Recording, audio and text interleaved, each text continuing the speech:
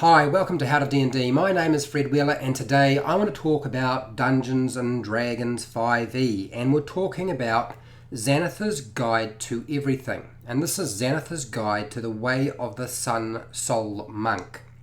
Now, I have to say that the Sun Soul Monk I thought was a bit cheesy to start off with, but now that I've looked at it very, very closely, because I've had to, I actually like it quite a lot, and I understand what they were trying to duplicate when they created this, which is really awesome. So you can turn to page 35 of Xanathar's Guide to Everything to see details on the Sun Soul Monk. Don't turn to the player's handbook, because there's no details in the player's handbook on the Sun Soul Monk, just the basic build for the monk, all the basics that you would get. The actual Masonic traditions or for the Way of the Sun Soul is actually in Xanathar's Guide, so make sure you go there when you're checking things out or you want a resource to look at. So let's start off with the Sun Soul Monk has mastered their ki or chi. I think it's really, when they say ki, but I feel like they're working off the concept of chi, their life energy, to transform it into bolts of power and light. Light being one of the main focuses for this monk. And Xanathar's Guide to Everything has three particular monks, one being the Drunken Master, which I've already done a video on, and the other one being the Kensai, and then the Sun Soul Monk, which if you see is on the far right. And that particular image of the Sun Soul Monk, I don't really feel like depicts what I thought the Sun Soul Monk would look like. When I think of the Sun Soul Monk, I'm actually thinking of something completely different.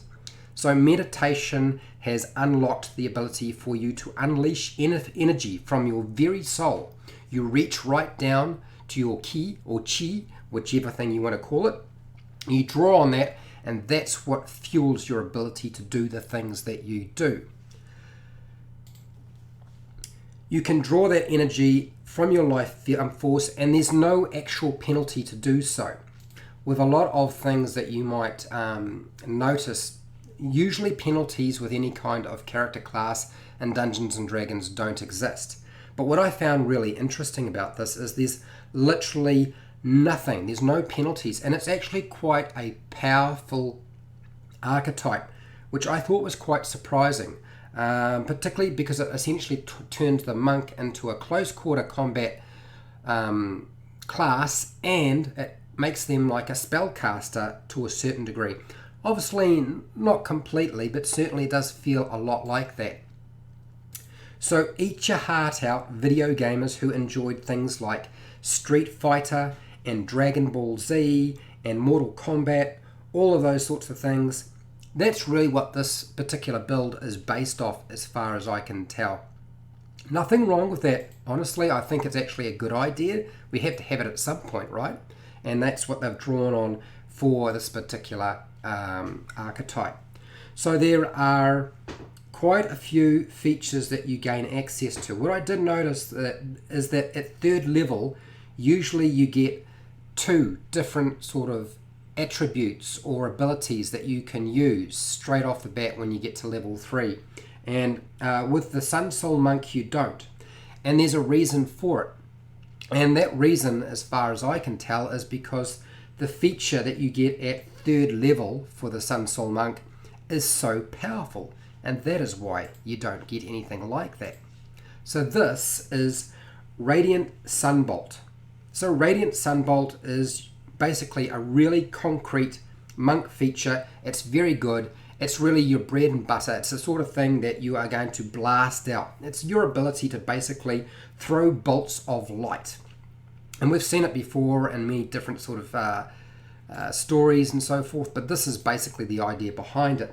So I'm going to read through it very quickly and then give you sort of my breakdown of it. So starting when you choose this tradition at third level, you can hurl a Searing bolt of magical radiance. So we're dealing with radiant damage rather than fire damage. You gain a new attack option that you can use with your attack action. Now the attack action can be quite varied, so that's quite good. That's really useful because then you can now utilize that with your basic aspects of any kind of monk. So it all ties in very nicely. This special attack is a ranged spell attack with a range of 30 feet. Now I know that's quite short. You are proficient with it. You can add your dexterity modifier to the attack, which is, most monks are going to be built around dexterity. And its damage rolls. So dexterity modifier for your attack rolls and your damage rolls. Its damage is radiant, not fire. And its damage die is 1d4. But this damage die changes as you gain monk levels, as shown in the martial arts column on the monk table. So that means you're not losing anything out by using this feature. It's staying pace with what you would normally have if you were playing a standard monk that wasn't a Sun Soul monk. When you take the attack action on your turn and use this special attack as part of it, you can spend 1 key point to make the special attack twice as a bonus action. So here's the point. That means that if you want to, you can use your action, blast it out. You can also spend a key point and then use your bonus action, and that's 2 that you can blast out.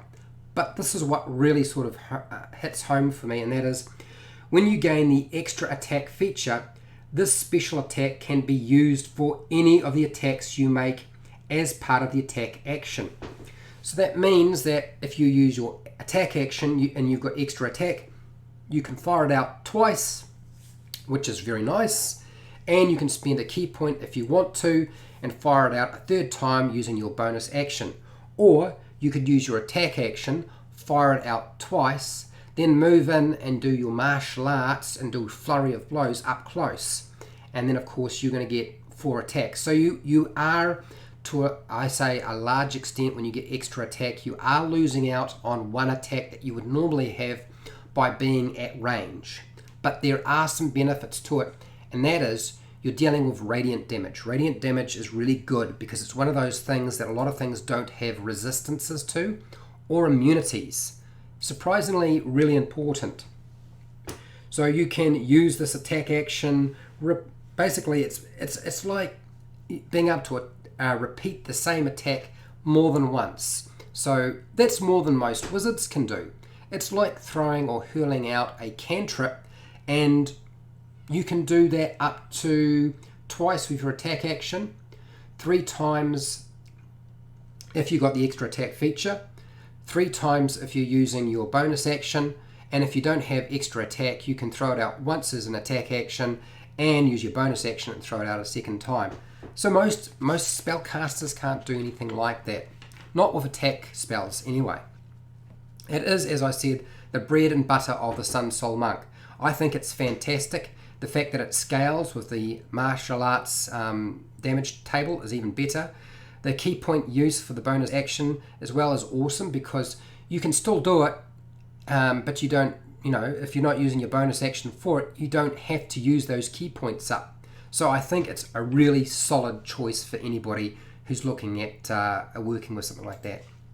The next one is Searing Arc Strike. You get that at 6th level. And this is basically your ability to pound the enemy and then fry them up close. That's essentially what you're doing. So at 6th level, you gain the ability to channel your ki into searing waves of energy. Immediately after you take the attack action on your turn, you can spend 2 key points to cast Burning Hands spell as a bonus action. It's pretty cool. You can spend additional key points to cast Burning Hands at higher levels. So essentially it scales as well, which is awesome. Each additional key point you spend increases the spell level by 1. The maximum number of key points is 2 plus any additional points, and that is going to be based off the spell your monk level halved. So if you're monk level 2, then you're only going to be able to pump into it, I believe, just 2 key points and cast it at the lowest level. That would be like 1st level. But if you're monk level 4, you can throw it out at second level, as if you were casting a second level Burning Hands. And if you are 6th level, then you can do it as if you were throwing it out at a 3rd level slot. Really quite cool. Obviously the odd numbers will round down, and so they won't help you in the slightest. So you do have to wait for that. What do I think of Searing Sunburst? Well, to be honest, I think it's one of those things that will work well in the right situation. Not necessarily every single situation, but in the right situation, it could be extremely useful. You can spend 3 key points. Sorry, you can spend not 3 key points. Basically, it's the potential to take out a pack of enemies when you're close. It's very resource hungry on key points. The fact that you have to, for a 1st level slot, pump out a total of 2 key points to make it work as a bonus action. Oh, it's a bonus action, true, but it's still, you're going to be using up a lot of key points with this. That's probably the only huge downside that I see, and the fact that its potential only lies when you have a pack of enemies roughly in front of you rather than completely surrounding you. So in the right situation, it's going to be quite nice. All right, next on our list is Searing Sunburst. Searing Sunburst. Now this you get at 11th level. And the features behind this is really the mini radiant fireball for the monk. The Searing Sunburst. I honestly, when I think about this, I think, boom. Now your monk can cast fireball. It's a little bit ridiculous, but it's still pretty cool. So let's have a look at it. At 11th level, you gain the ability to create an orb of light that erupts into a devastating explosion. As an action, you can magically create an orb and hurl it at a point you choose within 150 feet. Now that's really good, because now you've got the kind of range you needed. If you wanted to do things at range, you can. Where it erupts into a sphere of radiant light for a brief but deadly instant. Each creature in that 20-foot radius sphere, 20-foot radius, that's a big area, must succeed on a Constitution saving throw. Pay attention, this is a Constitution saving throw, not a Dexterity saving throw. A lot of classes or creatures are going to have a lot of trouble dealing with a Constitution saving throw, so very helpful. Now, if they don't succeed, they're going to take 2d6 or 2 6-sided dice of radiant damage. A creature doesn't need to make the save if the creature is behind total cover that is opaque. So in other words, they have to be behind total cover that isn't transparent, and they can't be able to see through it. So its effect is really based on light rather than on heat. I think that's essentially what they're going for, as if you're throwing the heat or the light from your soul at them. You can increase the sphere's damage by spending key points. Each point you spend to a maximum of 3 increases the damage by 2 6-sided dice. So let's have a look at that. That's pretty beefy. So what that means is essentially you get a mini radiant fireball. You can spend up to 3 key points if you want, if you have them available, and you can essentially create your own fireball using radiant damage, because you don't have to spend, I believe you don't have to spend any key points initially to actually use this feature at 11th level. So that means you can do it. And if you want to increase the power, you spend 1 key point, that'll make it 4 6-sided dice. Spend 2 key points, it becomes 6 6-sided dice. And if you spend 3 key points, it becomes 8 6-sided dice. And there you have your fireball. Kaboom! Things are going to get blown up really nicely. Okay, what do I think? This is the wow factor of this Sun Soul. It really is. It's the one thing that just stands out to me as being the most awesome ability to have. And it's achievable at level 11. rather than having to wait till 17th or 18th level. You can pick that up at level 11. So pretty awesome if you ask me. The last feature in this particular class is the sun shield, which you get at 17th level. If you ever play that high, it's possible you may never get that high.